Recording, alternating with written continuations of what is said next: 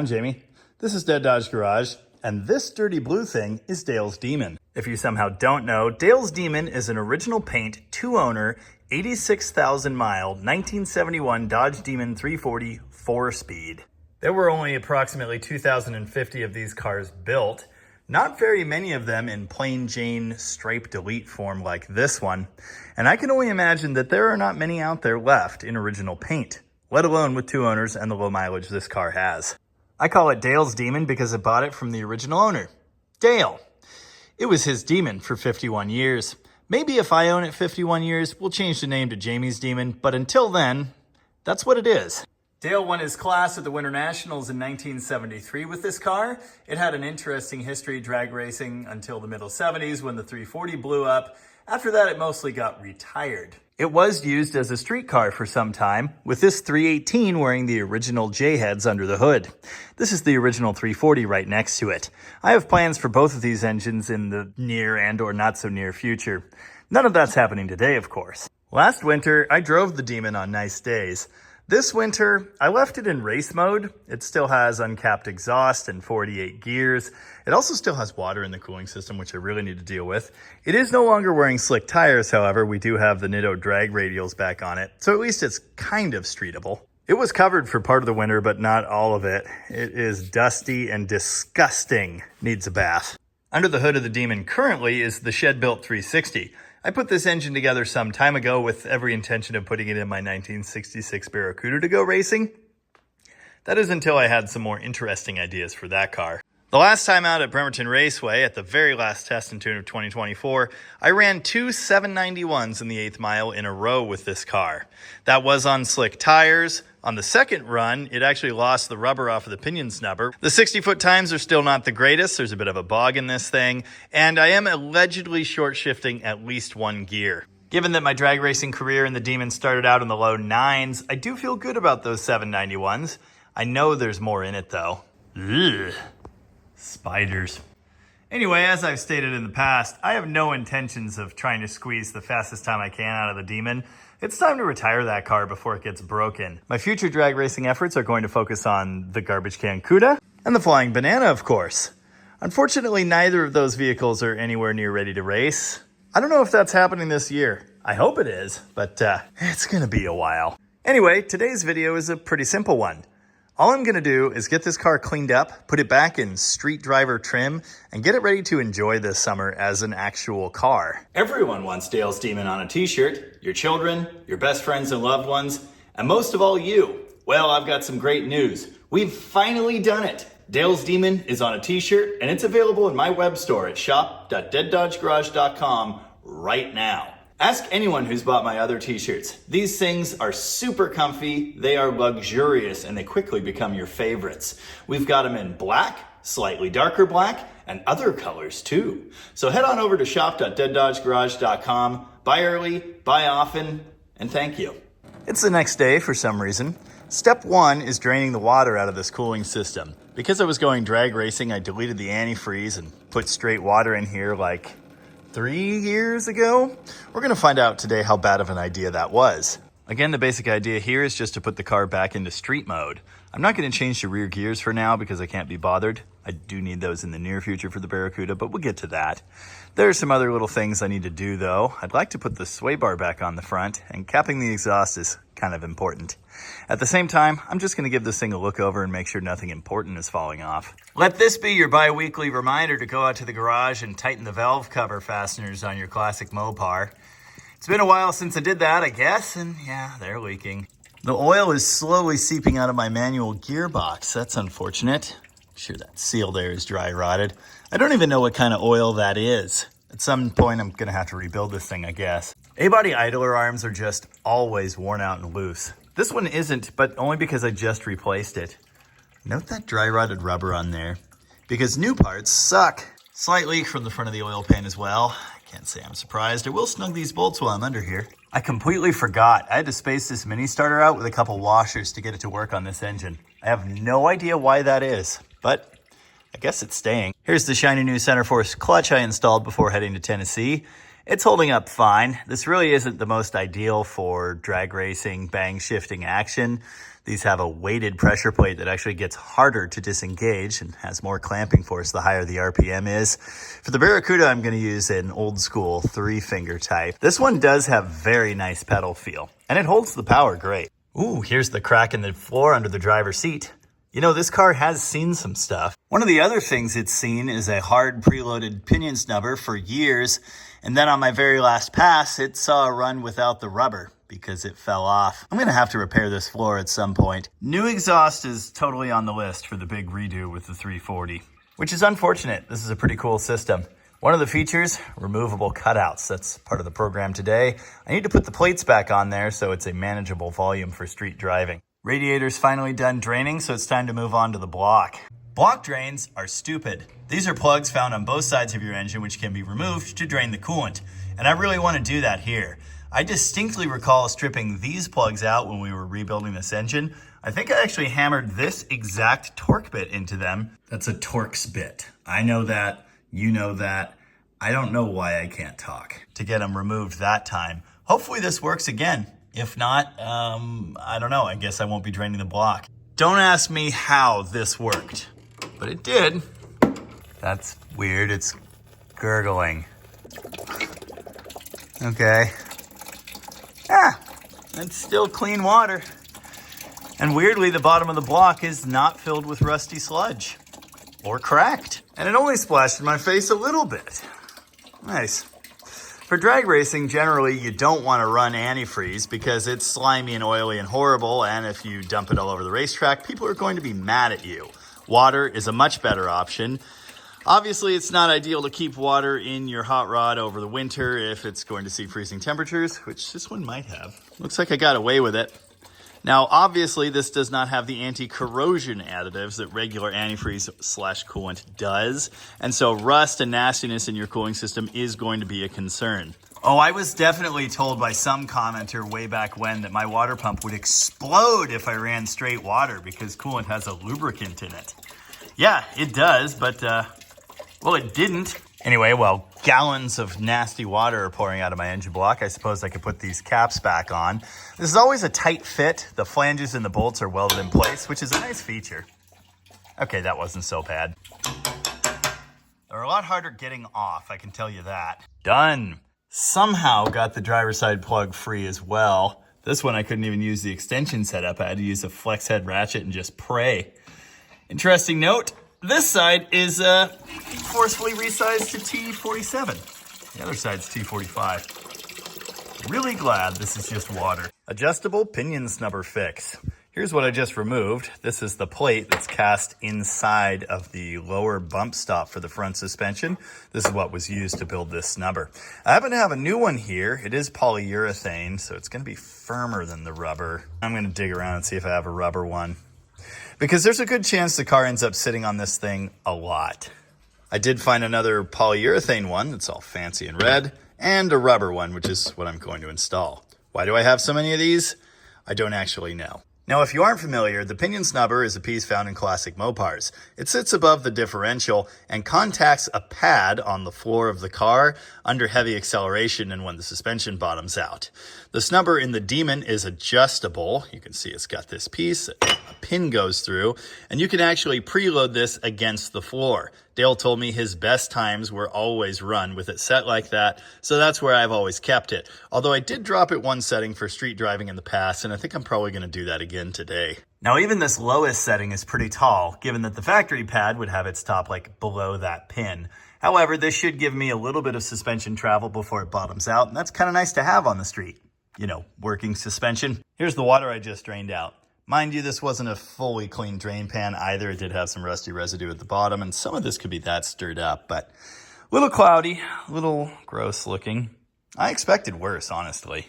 Now, I can't stress enough that running straight water, especially tap water, in your hot rod is probably not a great idea. You could run something like water wetter, which I have on the shelf, but didn't use for some reason. You could also look into a waterless coolant. There are other options. I've been asked in the past why I don't chart out degree marks on my harmonic balancers for tuning purposes. Well, two things. First, sometimes I do. Secondly, though, digital dial-back timing lights exist, and I have like 5 of them. This is an incredible device. Essentially, what it can do is offset the flashing of the light to line up your zero mark again, and the number of degrees you've had to dial in to do that will tell you what the advance is at any given time. It's super easy to chart your timing curve with one of these in just a few seconds. With the lines, you can check your timing with any old light, and that's great, but the dial back timing light exists, and it makes life so much easier. Sway bar is reinstalled. I need to get the car on the ground to tighten the end links. Even just getting them into their little ears was really difficult. I think that's the end of the lift stuff. The exhaust is capped, snubber's fixed, water's out of it, sway bar's in. Yeah, we'll leave the gears for another day. Many operations on a car are vastly easier on a two-post lift. Sway bar end links are not one of them because you really need the suspension at ride height to tighten them down. I've got two drive-on lifts here, but there's currently crap on them, so I'm doing this on the floor. Super fun. Anyway, I'm just holding the top of the end link and tightening up the nut on the bottom and dropping my wrench repeatedly. Hopefully these bushings are actually centered in their holes. I think they are. For straight line action, you do not want a sway bar. You want the suspension to be able to droop as much as possible. And because of the design of these end links, they fight that droop and make things really annoying. For going around corners on the street, or any other type of driving really, sway bar is a good thing to have. It seriously limits the body roll. It's the single best upgrade you could do to your classic A-body Mopar. The dust in this shop is truly horrible. I'm starting to understand why people store their cars in those big giant bubbles. I knocked a layer of dust off the engine. It looks a bit better, but there's so much more I could do. It's not like I care about this being perfect or anything. I've only just remembered the resistor on my 2-speed wiper motor is broken. I've actually had multiple people ask me why there's a ballast resistor on their wiper motor, and one person once thought the one on the wiper motor was actually the one for the ignition. It's not. This resistor is completely unrelated to the ignition. It's used on the 2-speed wiper motor for the low speed. This car currently only has high-speed wipers because that thing is broken. This car is equipped with a Holley double pumper carburetor. I'm not really a fan of Holleys, but it's hard to deny that for high-performance use, this is one of the better options. There is one issue that's super common when your Holley-equipped car sits for a season, and that is leaking O-rings on the needle and seat assemblies. So far, this one's holding together, but I am going to be keeping an eye out for flooding, high float levels, gas puking everywhere, that sort of thing. Snugging valve covers before I forget. Okay. I've definitely done this before, so this is actually kind of impressive. I use cork gaskets in essentially all of my builds. Generally, I will silicone them to the valve covers, especially the awesome but truly terribly made Mopar performance covers like these. Other than that, it's just cork right down on the head. And of course, that cork gasket will have the tendency to shrink, compress, change shape a little bit, conform to the surfaces it's sitting on, and the fasteners will slowly loosen themselves. You don't want to reef these tight, you just want to snug them, and so I'll go through many rounds of that. It's just about time to put real coolant back in this thing, but I just noticed this. I had seen a little bit of a sheen sitting on top of the coolant in the radiator. I was hoping whatever that stuff was would just drain out with the water. It didn't. It stayed behind on top of the fins, and it looks like this. It's like Jello? Snot? Not much I can do about it now. I don't have water over here. I would just like flush the crap out of this radiator. When it's time to fill a cooling system, I always open something in the top of the engine to allow air to escape. This removes the need to run the engine until it opens the thermostat and burps, drinks coolant down out of the radiator, and then you can brim the system. By allowing the air to escape when you're filling it, you're handling that right off the bat, and you can just hop in and drive it. This, of course, is the finest, cheapest universal 50/50 antifreeze that the local parts store sells. I stopped using the old school green stuff years ago. For one thing, this is cheaper. For another, I think it's slightly less poisonous. I dumped just over 2 gallons into this radiator, and that was enough to perfectly brim to the top of that heater fitting. Put the hose back on, clamp it, and now I can fill the system the rest of the way. This does have an overflow tank on it. Actually, it's a factory washer fluid tank repurposed as an overflow tank. And I could fully brim this radiator so it expands into there, but I don't really like to run that way. Without an overflow tank, you always want to keep your radiator slightly underfilled, say right above the fins in there. That's probably what I'm going to do here. As your coolant heats, of course, it expands. As it does this, it fills the radiator all the way, and then it starts going out the overflow line toward this tank. That is why another name for that is an expansion tank. Modern systems will use one of these that is pressurized like the rest of the cooling system, but it still has an empty area available for the coolant to expand into. Yep, that's oil, and there's plenty of it, give or take. It's actually not all that old. I don't know why it's that dirty. Well, the lack of air filter could have something to do with that. I'm going to rectify that situation in a minute here. Checked the brake fluid, plenty of that. It is kind of dirty. This thing's going to need a complete brake flush at some point in the future. You know you're supposed to do that in like all vehicles every couple years or so? I haven't put fuel in this thing in a really long time. Like, I think since Arkansas. The shake test says it's time. Air cleaner. I'd really like to have one, but I'm pretty confident I need to have a drop base to fit it under that hood. There you go. That needs a good cleaning too, though. I even wiped the dust off and it still just looks like crap. Oh, one other thing. I put some ancient, well-worn out shocks on this thing. In fact, they were the originals from Dillon's Dart Sport here. And I've left those in place. It might be a little bouncier in the front than it was with the old fancy street shocks, but I'm not too worried about that. I think we're good. Needs a bath still, obviously. And fuel, desperately. Cold start.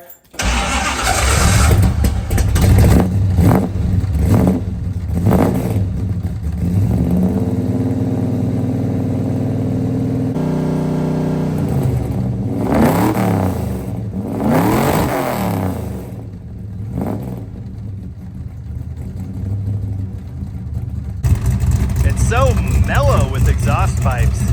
Well, comparatively mellow. It still sounds pretty good.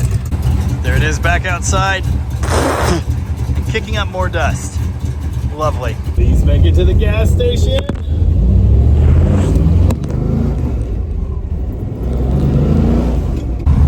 I haven't driven this thing in so long. I forgot what it's like. The cam is horrible. The gears are nice. I don't know that I've street driven this thing in like a year. And I remember why. Oh, I forgot how fast this car is. Yes. Got gas. Didn't die. Gauge is still inoperable. Sometimes it starts working again. It's days later. I have no idea why. So nice. So shiny. So blue. Yeah, I just love driving this thing. Super fun. But does it corners? It does corners. You know, the big problem with the transmission that was in here was it would pop out a second on decel. This one is better, but it still does it sometimes. Whee! Yep.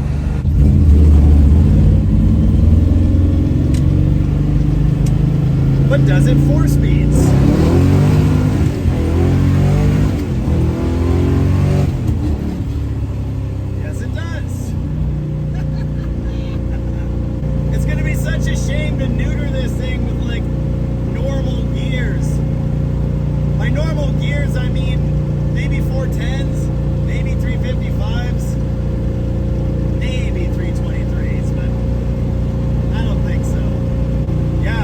On the highway, not great.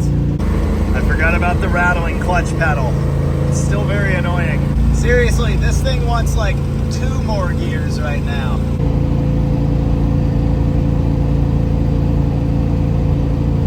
I'm having flashbacks to driving the 68 Charger home from Oregon with 430s. GPS confirmed 53 miles an hour and the speedo says this.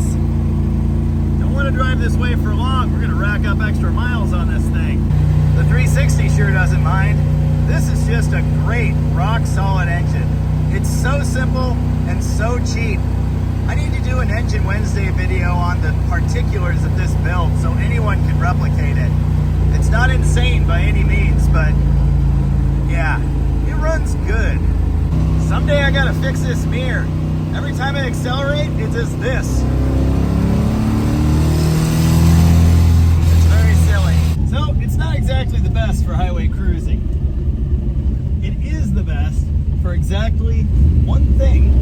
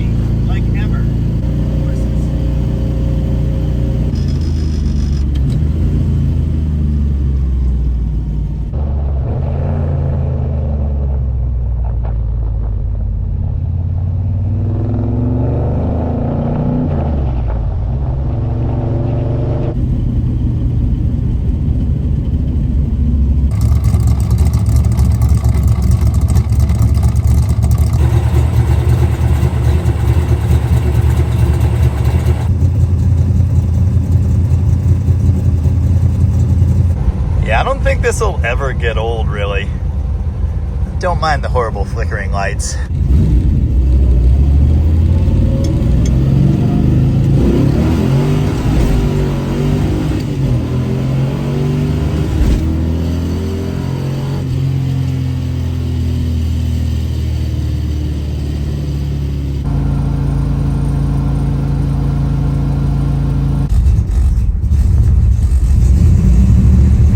What? Would you move, please? Don't go that way. And it's covered in pollen again. This car, to me, is just the greatest. It's the best example of an A-body. It's got all the character, all the presence, and I love it. It's nice, but it's not too nice. I'm gonna make it my mission to drive this car whenever possible this summer. If the sun is shining and I don't need like a truck, I'm gonna hop in this thing and enjoy it. Not that I want to put 1,000 miles on it or anything, but maybe a couple hundred. Do still need to clean the interior. Anyway, hopefully you enjoyed this video. I certainly did. Don't forget to go to shop.deaddodgegarage.com and buy your Demon t-shirts. I'm not wearing a Demon t-shirt today. This is something else. We'll get to that. Also, continuity error. I got a haircut. Anyway, as ever, thank you very much for watching. And remember to find third gear. It's gotta be in there somewhere.